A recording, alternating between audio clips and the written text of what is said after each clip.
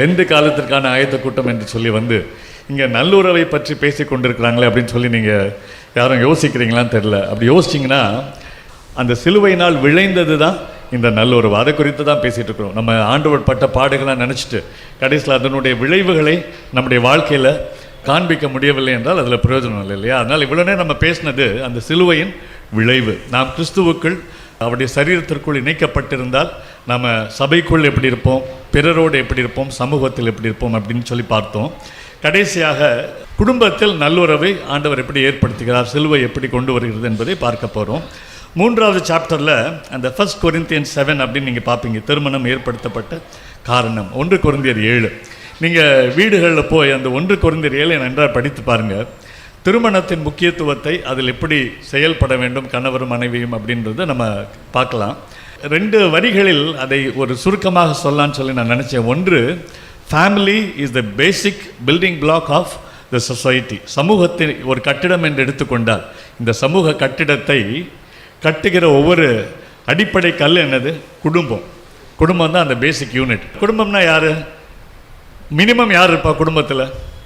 கணவன் மனைவி மினிமம் இல்லையா? அதிகப்படியாக பிள்ளைங்க, பேர பிள்ளைங்க அப்படின்னு சொல்லி அந்த குடும்பம் பெரிதாக இருக்கலாம். அந்த அடிப்படை குடும்பம் கணவன் மனைவி இல்லையா? அதனால தான் marriage is the oldest institution. அதுதான் மிகவும் பழமையான நிறுவனம். இதை யார் நிறுவனது? இந்த திருமணத்தை ஆண்டவர். எங்கே நிறுவினார்? எங்கே பார்க்குறோம்? வேதத்தில் ஆதியாகமத்தில் பார்க்குறோம். ஆதாம் ஏவாள் இல்லையா? ஆதியாகமம் 2வது அதிகாரத்தில் நம்ம அதை அழகாக பார்க்குறோம். Marriage is the oldest institution, family is the basic building block of the society. ஆனால் இன்றைக்கி வந்து அது ரொம்ப தாக்குதலுக்குள் ஆகியிருப்பதை நம்ம பார்க்கலாம் இல்லையா? திருமணத்துக்குள் எப்படியும் வாழலாம், திருமணம் இல்லாமலே வாழலாம், எப்படி என்றெல்லாம் சொல்லி இன்றைக்கி போயிட்டுருக்கு. இந்த ஃபஸ்ட் செட் ஆஃப் பாயிண்ட்ஸ் இருக்கு இல்லையா?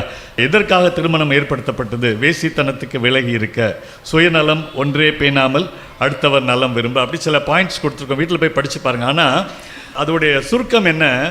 அந்த ஃபேமிலி அப்படிங்கிறது அடிபட்டு போகும்போது, அந்த பேசிக் பில்டிங் பிளாக்கே சேதத்திற்குள் ஆகும்போது சமூகமே சிதைந்து விடும். அதை இன்றைக்கு உள்ள சமூகம் யோசிக்காமல் இருக்கலாம், இன்றைக்கு உள்ள தலைமுறை யோசிக்காமல் இருக்கலாம். இன்றைக்கு உள்ள சமூக தலைவர்களோ சோஷியல் மீடியாலெலாம் இன்ஃப்ளூயன்சர்ஸ் அப்படின்றாங்க இல்லையா, தாக்கத்தை ஏற்படுத்துகிறவர்கள், அவங்கெல்லாம் ரொம்ப வேறு விட்டவர்கள் இல்லை அஸ்திபாரம் கொண்டவர்கள் என்று சொல்ல முடியாது. இன்றைக்கி ஏதாவது நல்லா எடுப்பட்டுச்சுன்னா, நிறைய பேர் பார்த்தாங்கன்னா 2 மில்லியன் வியூஸ் அப்படின்னா அவங்க என்ன ஆயிடுறாங்க? அவங்க ஒரு சமூகத்தில் தாக்கத்தை ஏற்படுத்துகிறவர்கள் அப்படின்னு ஆயிடுறாங்க. ஆனால் இன்றைக்கி உள்ள தாக்கம் பிற்காலத்தில் வரும் நாட்களில் சமூகத்தை சிதைப்பதற்கு வாய்ப்புண்டு. அதனால் நம்ம ஆண்டோடைய பிள்ளைகளாய் கிறிஸ்துவுக்குள் இருக்கும்போது குடும்பம் வேதத்தில் சொல்லப்பட்டது போல், அந்த 1 Corinthians 7 சொல்லப்பட்டது போல் நாம் குடும்பத்தை அமைக்கும்போது, நம்முடைய பிள்ளைகளை அப்படிப்பட்ட போதனையில் வளர்க்கும்போது, நம்முடைய தலைமுறைகள் ஆண்டவருக்குள் அந்த குடும்பங்களை கட்டி எழுப்பும்போது பரிசுத்த சந்ததியை பெற்றெடுத்து அவர்களை பரிசுத்தமாக வளர்த்து நம்ம செயல்படும் போது இந்த சமூகம் பத்திரமாக இருக்கும். இதில் முக்கியமான சாப்டர் திருமணம் நிலைக்க வழி. 2 வசனங்களை வாசித்து விட்டு அதற்கு ஆண்டவர் வைத்திருக்க அழகான ஒரு மாதிரியை நம்ம பார்க்க போகிறோம். எபேசியர் 5வது அதிகாரம் 24, 25 வாசிக்கிறீங்களா? மனைவிகளும் தங்கள் சொந்த புருஷருக்கு எந்த காரியத்திலும் கீழ்ப்படிந்திருக்க வேண்டும். அடுத்தது, புருஷர்களே உங்கள் மனைவிகளில் அன்பு கூறுங்கள், அப்படியே கிறிஸ்துவும் சபையில் அன்பு கூர்ந்து. கிறிஸ்து பிதாவுக்கு கீழ்ப்படிந்தார், கிறிஸ்து சபையில் அன்பு கூர்ந்தார் இல்லையா? அந்த மாடல் எப்படி ஒரு மனைவி கணவனுக்கு கீழ்ப்படிய வேண்டும், இல்லைன்னா கணவன் எப்படி மனைவியில் அன்பு செலுத்த வேண்டும் என்பதற்கு 2க்குமே ஆண்டவர் தான் மாதிரி. அதை 2 வேறு பகுதிகளிலிருந்து நம்ம பார்க்க போகிறோம். பிலிப்பியர் 2வது அதிகாரத்துக்கு போமா? பிலிப்பியர் 2, அதில் நம்ம அந்த மாதிரியை பார்க்க போகிறோம். பிலிப்பியர் 2, 5 முதல் 8. பிலிப்பியர் 2, 5 முதல் 8. கிறிஸ்து இயேசுவில் இருந்த சிந்தையை உங்களிலும் இருக்க கடவுது. அவர் தேவனுடைய ரூபமாயிருந்தும் தேவனுக்கு சமமாயிருப்பதை கொள்ளையாடின பொருளாக எண்ணாமல்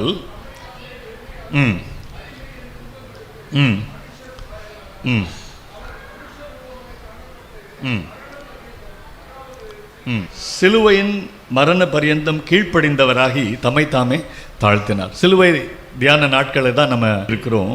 அவர் சிலுவையின் மரண பரியந்தம் கீழ்ப்படிந்தவராகி தம்மை தாமே தாழ்த்தினார். 6வது வசனத்தில் அவர் தேவனுடைய ரூபமாயிருந்தும் தேவனுக்கு சமமாயிருப்பதை கொள்ளையாடின பொருளாக எண்ணாமல். தேவனுக்கு சமமாயிருந்தும், நம்ம வேதம் அழகாய் சொல்கிறது, தேவன் ஒருவர் ஆனால் 3 நபர்கள் இல்லையா? பிதா, குமாரன், பரிசுத்த ஆவி. ஒரு தேவன் 3 நபர், அது நம்மால் புரிந்து கொள்ள முடியாதது, ஆனால் வேதம் அப்படி சொல்கிறது. அதுதான் உண்மை இல்லையா?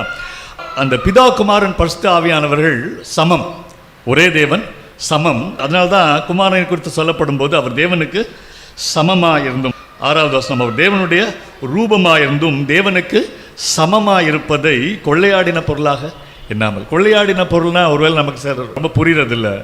நான் இப்படி யோசித்தேன், ஏதோ ஒரு இங்கிலீஷ் டிரான்ஸ்லேஷனில் படிக்கும்போது அந்த ஐடியா நினைக்கிறேன். அவர் தேவனுடைய ரூபமாக இருந்தும் தேவனுக்கு சமமாக இருப்பதை இறுக பிடித்து கொண்டு இராமல். He did not clench his fist and hold on to his equality with the Father. அவர் பிதாவுக்கு சமமாக இருந்தும் அதை என்ன பண்ணல, அப்படி பிடிச்சு வைக்கல, இருக்க பிடிச்சு வச்சுட்டு அதை விட்டு கொடுக்காமல். அப்படி இல்லாமல் அவர் தன் கைகளை தளர்த்தி அதை விட்டு கொடுத்து அவர் தம்மை தாமே வெறுமையாக்கி அடிமையின் ரூபம் எடுத்து மனுஷர் சாயலானார். இப்போது ஒரு குடும்பத்தில் கணவன் மனைவி 2 பேரும் சமம் இல்லையா?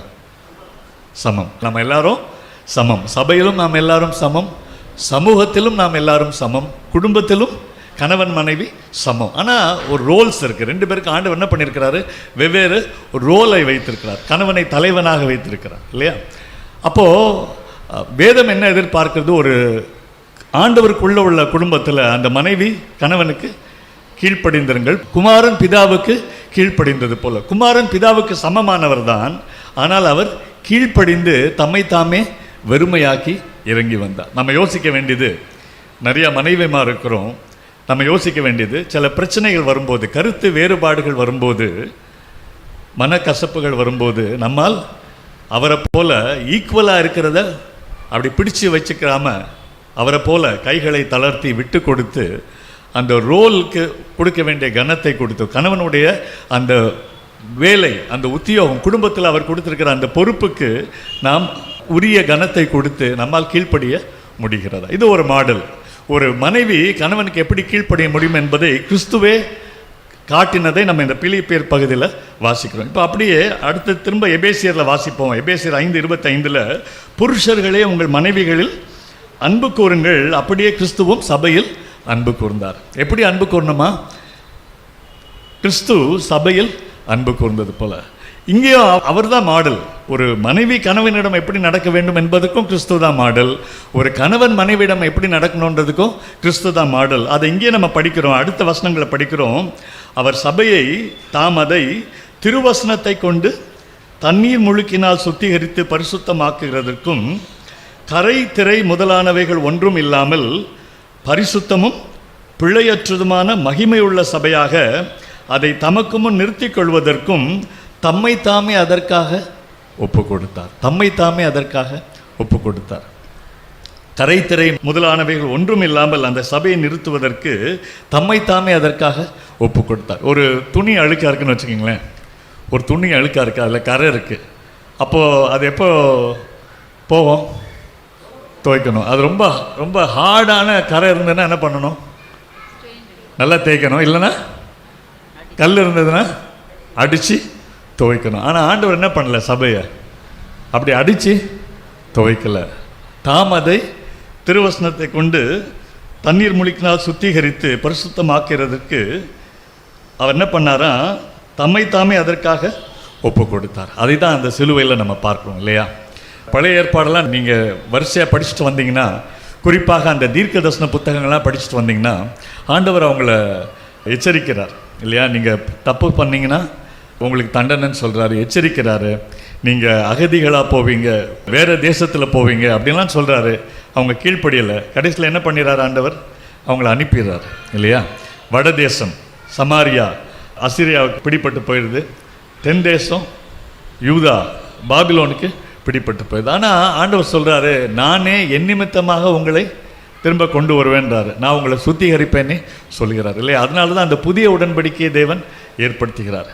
எசேக்கியேல் 36வது அதிகாரத்தில் இப்போ வாசிக்கலை, நீங்கள் அப்புறம் வீட்டில் போய் வாசித்து பாருங்கள். எசேக்கியேல் 36 25 27 அழகாக அந்த புதிய உடன்படிக்கை குறித்து அவர் சிலுவையில் அறை உண்டு அந்த புதிய உடன்படிக்கை ஏற்படுத்தினது எதுக்குன்னா, அது ரொம்ப அழகாக அந்த எசேக்கியேல் தீர்க்கதரிசி அது நடக்கிறதுக்கு முன்னாடியே சொல்கிறாரு. 5 காரியங்களே சொல்கிறாரு. 1, நான் உங்கள் மேல் சுத்த ஜலம் தெளிப்பேன், நீங்கள் சுத்தமாவீங்க. அவரே நம்மை தம்முடைய இரத்தத்தினால் கழுவுகிறார். நான் உங்கள் கல்லான இருதயத்தை எடுத்து போட்டு சதையான ஒரு உணர்வுள்ள இருதயத்தை கொடுப்பேன். இது அவர் தருகிற மாற்றம், அவர் தருகிற மாற்றம். மூன்றாவது, நம்ம பாவங்களிலும் அக்கிரமங்களிலும் மரித்து போயிருந்த நம்மை அவர் உயிர்ப்பிப்பேன் அப்படிங்கிறார். ஒரு புதிய ஆவி, தேவனை தேடாத ஒரு ஆவியை பெற்ற மனிதன், தேவனுக்கு விருப்பமில்லாததை செய்கிற ஆவியை உடைய மனிதன், தேவ விருப்பத்தின் மேலே நாட்டமே இல்லை, அவருக்கு என்ன விருப்பம்னு அறியவே விருப்பம் இல்லை அவனுக்கு. அப்படிப்பட்ட இந்த மனிதனை அவர் உயிர்ப்பித்து அவனுக்கு ஒரு புதிய ஆவியை கொடுக்கிறார். தேவனை தேடுகிற ஒரு ஆவி, தேவனோடு பேச விரும்புகிற ஒரு ஆவி, தேவனுக்கு கீழ்ப்படிய விரும்புகிற ஒரு ஆவியை கொடுக்கிறார். 3 சொல்லிட்டோம் இல்லையா? சுத்த ஜலம் தெளிப்பேன், உங்களை சுத்தமாக்குவேன், உங்கள் கல்லான இதயத்தை எடுத்து போட்டு சதையான இருதயம், உங்கள் மரித்த ஆவியை உயிர்ப்பிப்பேன். 4வது, என்னுடைய ஆவியே உங்களுக்கு கொடுத்து. அது என்னது என்னுடைய ஆவி? அது யாரு? ஆண்டவர் சொல்றார் என்னுடைய ஆவி அப்படின்னு. அது யாரு? பரிசுத்த ஆவியானவரை. பரிசுத்த ஆவியானவரை உங்களுக்கு கொடுத்து. 5வது, பிரமாணங்களை வெளியிலே கற்பலகையில் அல்ல, அதுதான் மோசேட்ட கொடுத்தாரு, ஆனால் இப்பொழுது நம்முடைய சதையான இருதயங்களில் எழுதுவேன். அப்படின்னா நம்மை அவர் மறுரூபம் ஆக்குகிறார், மாற்றுகிறார். அவருடைய பிரமாணங்களை செய்ய விரும்புகிறவர்களாய் நம்மை மாற்றுகிறார். அதுக்காக தான் அவர் சிலுவைக்கு வந்தார், நம்மை மாற்றுவதற்கு தான் சிலுவைக்கு வந்தார். நம்மால் முடியாத போது, சபையால் முடியாத போது அதை பொறுத்து கொண்டு தாமே நமக்கு நடுவில் மனிதராக இறங்கி வந்து நம்முடைய பாவங்களுக்காய் வர வேண்டிய தண்டனைகள் எல்லாம் அவர் எடுத்துக்கொண்டு நம்மை கரை திரையற்றவர்களாய் மாற்றியிருக்கிறார். அதுதான் அவருடைய அன்பு. அவர் அன்புனால நம்மளை போட்டு அடிக்கலை, நம்மளை போட்டு அடித்து துவைச்சி சுத்தமாக்கலை, அவர் நமக்காய் தம்மையே கொடுத்தார். அப்போ கணவன் மனைவியில் எப்படி அன்பு கோரணும்? சில நேரம் கணவன்மார் பொறுமை இல்லாமல் என்ன யோசிக்கிறோம்? சில நேரம் ஒரு மனைவிட்ட ஒரு குற்றம் இருக்கும்போது அதை திருத்திடணும்னு யோசிக்கிறோம் இல்லையா? திருத்தணும்னு எப்படி முற்படுவாங்க? ஒருவேளை திட்டலாம் இல்லையா, இல்லைன்னா சிலருக்கு கை நீளலாம். இதெல்லாம் அவங்கள மாற்றப்போவதல்ல. ஆனால் கிறிஸ்து சபையில் அன்பு கூர்ந்தது போல ஒரு கணவனும் மனைவியில் அன்பு கூறணும். அப்படின்னா அது மனைவியை ஃபோர்ஸ் பண்ணி சேஞ்ச் பண்ண வைக்கிறதுல, அதை பொறுமையோடு சகிப்பதினால் மனைவியில் என்ன வரும்? மாற்றம் வரும். அதனால் 2க்குமே ஆண்டவர் அழகான ஒரு மாடலை அவரே காண்பித்திருக்கிறார். ஒரு மனைவி கணவனுக்கு எப்படி கீழ்ப்படிய வேண்டும், ஒரு கணவன் மனைவியிடம் எப்படி அன்பு செலுத்த வேண்டும் அப்படின்றத அவரே கொடுத்திருக்கிறார். 2 கொரிந்தியர் 4:11-12 வாசிப்போமா? 2 கொரிந்தியர் 4:11-12 அது இங்கு பொருத்தமாக இருக்கும் என்று சொல்லி நான் நினைக்கிறேன். சாவுக்கினமான எங்கள் மாம்சத்திலே இயேசுவனுடைய ஜீவனும், நாங்கள் எப்பொழுதும் இயேசுவின் நிமித்தம் மரணத்திற்கு ஒப்புக் கொடுக்கப்படுகிறோம். இப்படி மரணமானது எங்களிடத்திலும் ஜீவனானது உங்களிடத்திலும் பேலன்ஸ் செய்கிறது. மரணமானது எங்களிடத்திலும் ஜீவனானது உங்களிடத்திலும். நான் இதை நிறைய தடவை வாசிச்சிருக்கிறேன். நான் இதை வாசிக்கும் போதெல்லாம் நான் அதை எடுத்துக்கொண்டது, இது பவுலுடைய ஸ்டேட்மெண்ட் இல்லையா? மரணமானது அவருடைய பாடுகள்லாம் சொல்கிறாரு, நமக்கும் அவருடைய பாடுகள் எல்லாம் தெரியும். பிரயாண போக்குவரத்துகள்லாம் இல்லாத காலத்தில் சபை ஸ்தாபிப்பதற்காக, இல்லைன்னா எல்லா ஜனங்களும் எல்லா தேசத்தாரும் கிறிஸ்துவின் அன்பை ருசிக்க வேண்டும் என்பதற்காய் பல பிரச்சனைகளை கடந்து பல சவால்களை தாண்டி அவர் பிரயாணப்பட்டு இல்லையா, கண்டங்களுக்கு பிரயாணம் செய்து ஆண்டவரை அறிவித்தார். அதனால் அவருக்கு ஏகப்பட்ட பாடுகள். நிறைய இடத்துல அவரை யூதர்கள் என்ன பண்ணாங்க? பர்சிக்யூட் பண்ணாங்க. அப்போ அவர் என்ன சொல்கிறாரு? மரணமானது எங்களிடத்திலும் ஜீவனானது உங்களிடத்திலும். அவர் இந்த மரணத்தை அனுபவிப்பதினால்தான் கிறிஸ்து அளிக்கிற அந்த புதிய ஜீவனை குறித்த செய்தி, நற்செய்தி ஜனங்களுக்கு சேருகிறது. அவர்களும் அந்த கிறிஸ்துவின் ஜீவனில் பங்கு பெறுகிறார். இது அவருடைய ஒரு ஸ்டேட்மெண்ட் அப்படின்னு தான் நம்ம எடுத்துக்கொண்டிருந்தேன். ஆனால் நான் ரியலைஸ் பண்ணது, இது வெறும் பவுலுக்காக சொல்லுவதில்லை, இதுதான் கிறிஸ்டியன் மாடல்.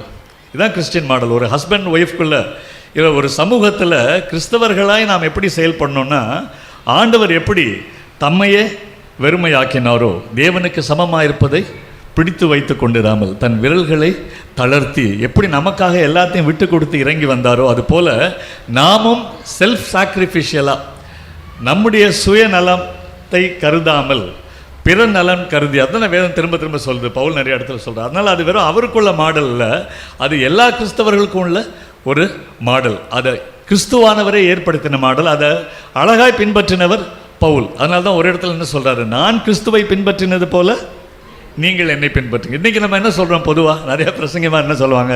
நீங்கள் ஆண்டவரை பாருங்கள், எங்களை பார்க்காதீங்கன்னு வாங்க இல்லையா, ஏன்னா அவங்க அப்படி இல்லை. ஆனால் பவுல் என்ன பண்ணியிருக்கிறாரு, மேக்சிமம் நமக்கு தெரிஞ்ச வரைக்கும் ஆண்டவருடைய மாடல் அப்படியே ஃபாலோ பண்ணது பவுல்.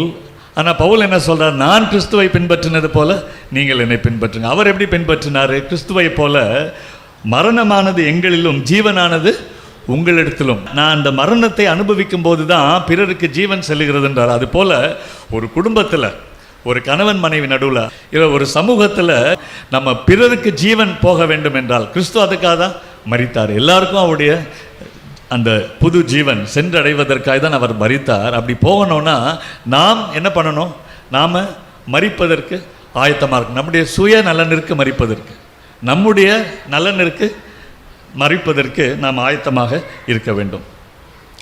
ஒரு சம்பவம் ஞாபகத்திற்கு வருது. ஒரு பைபிள் காலேஜில் ப்ரொஃபஸர் டீச் பண்ணிட்டு இருந்தாராம். லவ் இஸ் ஹார்ட் ஒர்க் அப்படின்னாராம். Love is hard work. அண்ணன் சொன்னாங்களே, அன்பு ஒரு வினை சொல். வினை என்பது செயல். அது இவர் என்ன சொல்லியிருக்காரு, அந்த செயல் ஒரு கடினமான செயல். லவ் இஸ் ஹார்ட் ஒர்க் அப்படின்னாராம். அப்போ ஒருத்தர் கேள்வி கேட்டாராம். அவர் காதலித்து கொண்டிருந்தாராம் அந்த ஒரு ஸ்டூடெண்ட். அதனால் அவர் சொன்னாராம், நீங்கள் அன்பை இப்படி சொல்கிறது எனக்கு பிடிக்கல, எனக்கு அது சரியாக தெரியல அப்படின்னாராம். உடனே அவர் கேட்டாராம், உனக்கு கல்யாணம் ஆயிடுச்சா அப்படின்னு கேட்டாராம். இவர் சொன்னாராம், இல்லை. அப்போ அவர் சொன்னாராம், கொஞ்சம் உட்காரு, உனக்கு பேசுறதுக்கு தகுதி இல்லை, நீ கல்யாணம் கட்டின அப்புறம் எனக்கு சொல்லு, அன்பு ஹார்ட் ஒர்க்கா இல்லையா என்று சொல்லி. நம்ம ஆண்டவருக்கு நம்மை அர்ப்பணித்திருக்கும் போது நம்ம அது ஹார்ட் ஒர்க்காக இருந்தாலும் நம்ம என்ன செய்ய முடியும், அன்பு கூற முடியும். அது அவ்வளோ லேஸ்பட்ட இது காரியம் இல்லை. ஆனால் அதற்காக தான் தேவன் நம்மில் மாற்றங்களை ஏற்படுத்தியிருக்கார். அந்த எசேக்கியேல் 36 சொல்லப்பட்ட காரியங்கள் எல்லாம் நம்மை மாற்றுவதற்கு தான், நம்மை அவரை போல அன்புள்ளவர்களாய் மாற்றுவதற்கு தான். தேவாவியால் தூண்டப்பட்டவர் அனலான மக்கள், மீட்பர் இயேசுவின் சிநேகமானவர் அனலான மக்கள், தேவ கட்டளை கீழ்ப்படிந்தவர் அனலான மக்கள், வானளாவிய காட்சி பெற்றவர் அனலான மக்கள். அபாகா, அபாகா, அபாகா.